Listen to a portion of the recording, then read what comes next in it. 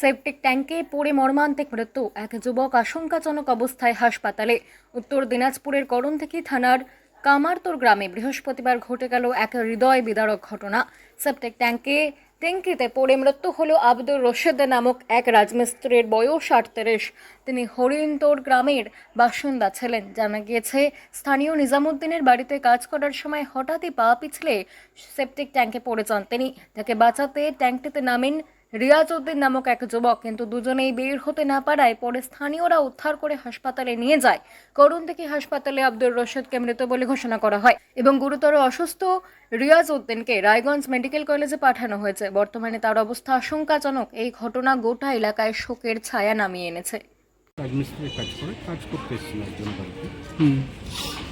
কুয়ার পাশে কাজ করছিল, পাশ লিখে সে কুয়াতে পড়ে যায়। এর নিচে শ্বাসরোধ হয়ে অজ্ঞান অবস্থা, তাকে আমরা কোনো রকম ওখান থেকে উদ্ধার করি, হসপিটালে নিয়ে আসলে ডাক্তারবাবু তাকে মৃত বলে। আচ্ছা, ও বয়স কতটা হবে আনুমানিক? অনুমান 38 শুনতে হয়।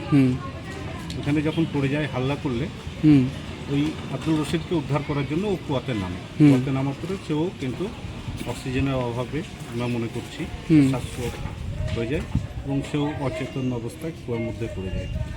পরবর্তীতে অনেক লোকের প্রচেষ্টায় কুমড়া বেশিদের কিছু স্থানীয় লোকজন মিলে তাকে উদ্ধার করে এবং পরপর দুইজনকে উদ্ধার করা হয়। সে আব্দুল রশিদ বর্তমানে না সে তো মৃত, আর রিয়াজউদ্দিন রায়গঞ্জ জেলা হসপিটালে চিকিৎসাধীন অবস্থায়। কার বাড়িতে কাজ করছিল তারা? আমার তো নিজামুদ্দিন নামে একজন আছে, তার বাড়িতে। কি কাজ করছিল তারা?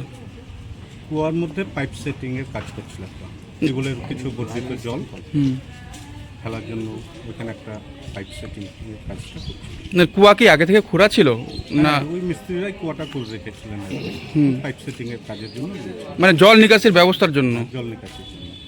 এখন কি চাচ্ছেন?